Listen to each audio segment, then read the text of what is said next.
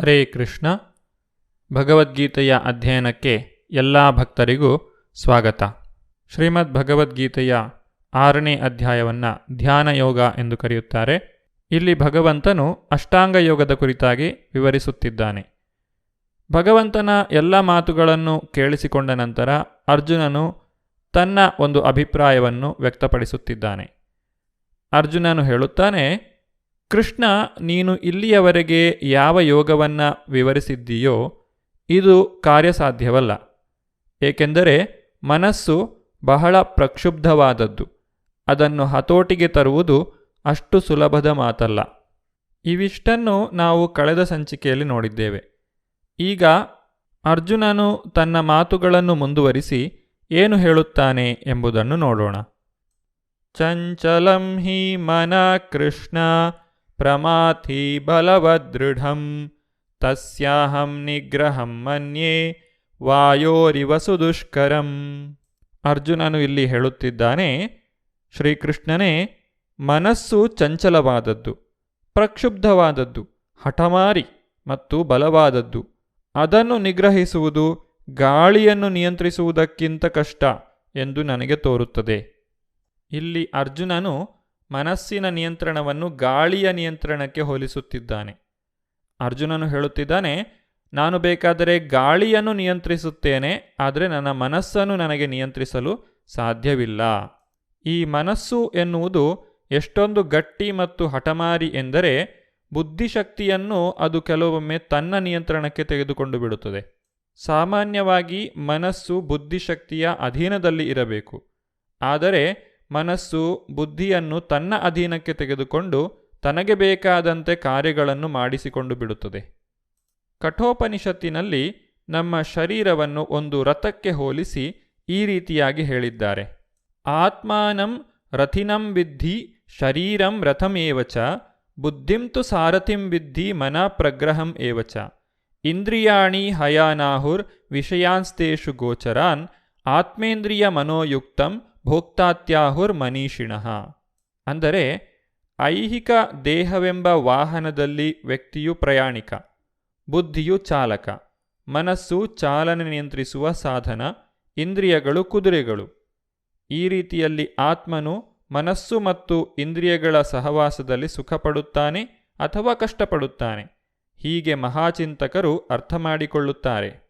ಶ್ರೀಲ ಪ್ರಭುಪಾದರು ಈ ಶ್ಲೋಕದ ಭಾವಾರ್ಥದಲ್ಲಿ ನಮಗೆ ಒಂದು ಉದಾಹರಣೆಯನ್ನು ಕೊಡುತ್ತಿದ್ದಾರೆ. ಒಂದು ತೀವ್ರವಾದ ರೋಗಾಣುವು ಔಷಧಿಯ ಪರಿಣಾಮವನ್ನು ಮೀರಿಸುವಂತೆ ಮನಸ್ಸು ಕೆಲವೊಮ್ಮೆ ಮನುಷ್ಯನ ಬುದ್ಧಿಶಕ್ತಿಯನ್ನು ಸ್ವಾಧೀನ ಮಾಡಿಕೊಂಡು ಬಿಡುತ್ತದೆ. ಹಾಗಾದರೆ ಮನಸ್ಸನ್ನು ನಿಯಂತ್ರಿಸುವುದು ಹೇಗೆ? ಈ ಮನಸ್ಸನ್ನು ಸರಿಯಾದ ದಾರಿಯಲ್ಲಿ ನಡೆಸಿಕೊಂಡು ಹೋಗುವುದು ಹೇಗೆ? ಇದಕ್ಕೆ ಶ್ರೀ ಚೈತನ್ಯ ಮಹಾಪ್ರಭುಗಳು ಪರಿಹಾರವನ್ನು ನೀಡಿದ್ದಾರೆ. ಮನಸ್ಸನ್ನು ಹತೋಟಿಯಲ್ಲಿಡಲು ಅತ್ಯಂತ ಸುಲಭವಾದ ಮಾರ್ಗವೆಂದರೆ ಸಂಪೂರ್ಣ ದೀನತೆಯಿಂದ ಮುಕ್ತಿಯ ಮಹಾಮಂತ್ರವಾದ ಹರೇ ಕೃಷ್ಣ ಮಹಾಮಂತ್ರವನ್ನು ಸಂಕೀರ್ತಿಸುವುದು. ಹರೇ ಕೃಷ್ಣ ಕೃಷ್ಣ ಕೃಷ್ಣ ಹರೇ ಹರೇ, ಹರೇ ರಾಮ ರಾಮ ರಾಮ ಹರೇ ಹರೇ. ಈ ಮಹಾಮಂತ್ರದ ನಿತ್ಯ ಜಪದಿಂದ, ನಿತ್ಯ ಸಂಕೀರ್ತನೆಯಿಂದ ವ್ಯಕ್ತಿಯು ತನ್ನ ಮನಸ್ಸನ್ನು ಹತೋಟಿಗೆ ತಂದುಕೊಳ್ಳಲು ಸಾಧ್ಯ. ಅರ್ಜುನನ ಪ್ರತಿಕ್ರಿಯೆಯನ್ನು ಕೇಳಿಸಿಕೊಂಡ ಭಗವಂತನು ಮನಸ್ಸನ್ನು ನಿಗ್ರಹಿಸುವ ವಿಧಾನವನ್ನು ಅರ್ಜುನನಿಗೆ ತಿಳಿಸಿಕೊಡುತ್ತಿದ್ದಾನೆ. ಶ್ರೀ ಭಗವಾನುವಾಚ ಅಸಂಶಯಂ ಮಹಾಬಾಹೋ ಮನೋ ದುರ್ನಿಗ್ರಹಂ ಚಲಂ ಅಭ್ಯಾಸೇನ ತು ಕೌಂತೇಯ ವೈರಾಗ್ಯೇಣ ಚ ಗೃಹ್ಯತೆ. ಅನುವಾದ: ಶ್ರೀಕೃಷ್ಣನು ಹೀಗೆ ಹೇಳಿದನು, ಮಹಾಬಾಹುವು ಕುಂತಿಯ ಮಗನೂ ಆದ ಅರ್ಜುನನೇ, ಚಂಚಲವಾದ ಮನಸ್ಸನ್ನು ನಿಗ್ರಹಿಸುವುದು ಬಹುಕಷ್ಟ. ಆದರೂ ಯೋಗ್ಯವಾದ ವೈರಾಗ್ಯದಿಂದ ಮತ್ತು ಅಭ್ಯಾಸದಿಂದ ಇದನ್ನು ನಿಗ್ರಹಿಸಬಹುದು. ಇಲ್ಲಿ 2 ವಿಚಾರಗಳನ್ನು ಹೇಳಿದ್ದಾರೆ, ಅಭ್ಯಾಸ ಮತ್ತು ವೈರಾಗ್ಯ. ಇಲ್ಲಿ ಅಭ್ಯಾಸ ಎಂದರೆ ನವವಿಧ ಭಕ್ತಿಯನ್ನು ಸಾಧಿಸುವುದು. ನವವಿಧ ಭಕ್ತಿಯಲ್ಲಿಯೂ ಕೂಡ ಶ್ರವಣವು ಬಹಳ ಮುಖ್ಯ. ಮನಸ್ಸಿನಿಂದ ಎಲ್ಲ ಆತಂಕಗಳನ್ನು ಕಳೆಯುವುದಕ್ಕೆ ಇದು ಬಹುಶಕ್ತಿಶಾಲಿಯಾದ ಆಧ್ಯಾತ್ಮಿಕ ಮಾರ್ಗ. ಶ್ರೀಕೃಷ್ಣನ ವಿಷಯವನ್ನು ಕೇಳಿದಷ್ಟೂ ವ್ಯಕ್ತಿಯು ಜ್ಞಾನೋದಯ ಹೊಂದುತ್ತಾನೆ, ಮನಸ್ಸಿಗೆ ಬೆಳಕಾಗುತ್ತದೆ. ಕೃಷ್ಣನಿಂದ ಬೇರೆಡೆ ಸೆಳೆಯುವ ಎಲ್ಲ ವಿಷಯಗಳಿಂದಲೂ ಮನಸ್ಸು ದೂರವಾಗುತ್ತದೆ. ಭಗವಂತನಿಗೆ ಸಮರ್ಪಣೆಯಾಗದ ಚಟುವಟಿಕೆಗಳಿಂದ ದೂರವಾಗಿದ್ದರೆ ವೈರಾಗ್ಯವನ್ನು ಕಲಿಯುವುದು ಬಹಳ ಸುಲಭ.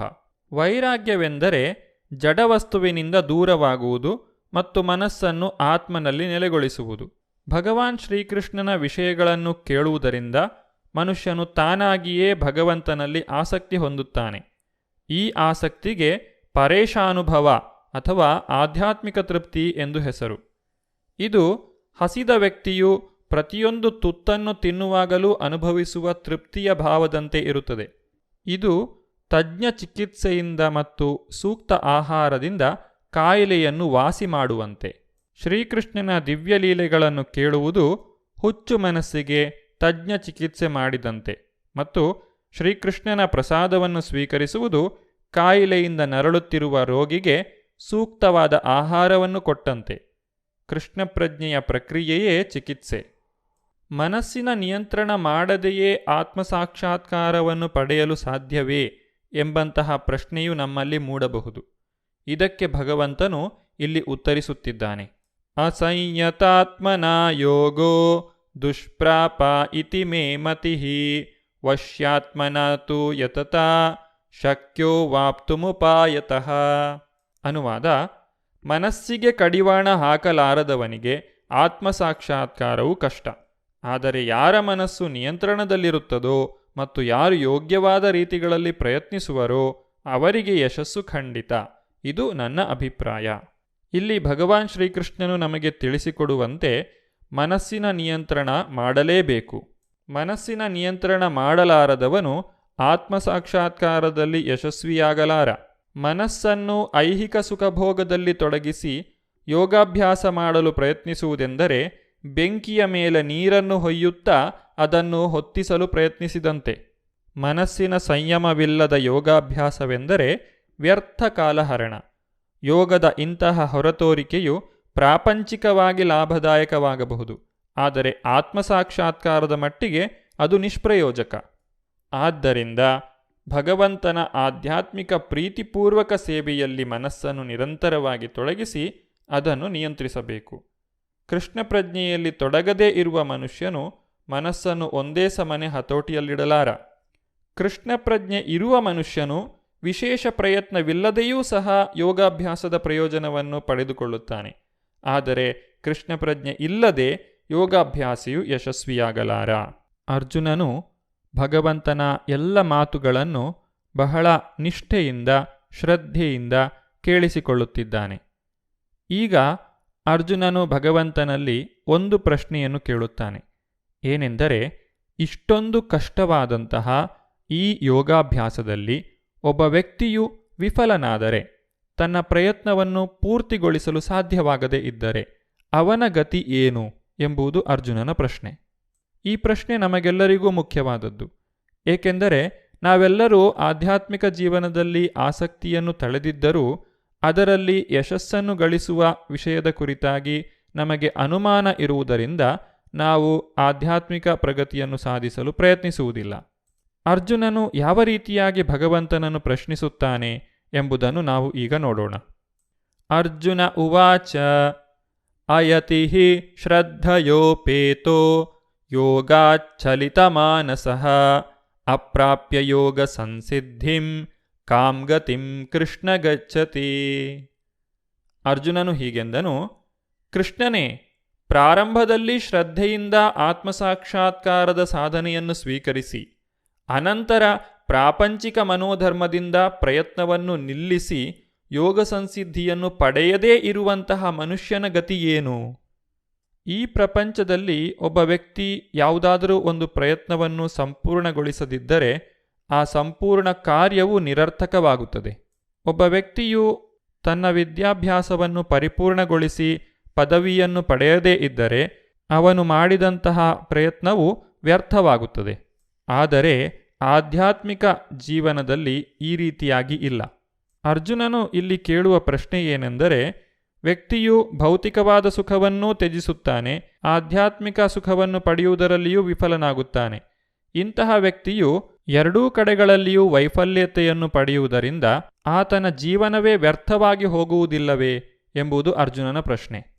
ಭೌತಿಕ ಇಂದ್ರಿಯ ವಿಷಯಗಳ ಆಕರ್ಷಣೆಯು ಬಹಳ ಶಕ್ತಿಶಾಲಿಯಾದದ್ದು. ವ್ಯಕ್ತಿಯು ಎಷ್ಟೇ ಶ್ರಮಪಟ್ಟು ಅದರಿಂದ ದೂರವಿರಲು ಪ್ರಯತ್ನಿಸಿದರೂ ಸಹ ತನ್ನ ಹಿಂದಿನ ಅಭ್ಯಾಸಗಳಿಂದ ಮತ್ತೆ ಆ ಒಂದು ಆಕರ್ಷಣೆಗಳು ತನ್ನ ಜೀವನದಲ್ಲಿ ಬರಬಹುದು. ಆದ್ದರಿಂದ ಅರ್ಜುನನು ನಮಗೆಲ್ಲರಿಗಾಗಿ ಈ ಒಂದು ಪ್ರಶ್ನೆಯನ್ನು ಭಗವಂತನಲ್ಲಿ ಕೇಳುತ್ತಿದ್ದಾನೆ. ಈ ಪ್ರಶ್ನೆಗೆ ಭಗವಂತನು ಏನೆಂದು ಉತ್ತರಿಸುತ್ತಾನೆ ಎಂಬುದನ್ನು ನಾವು ಮುಂದಿನ ಸಂಚಿಕೆಯಲ್ಲಿ ನೋಡೋಣ. ಧನ್ಯವಾದಗಳು. ಹರೇ ಕೃಷ್ಣ.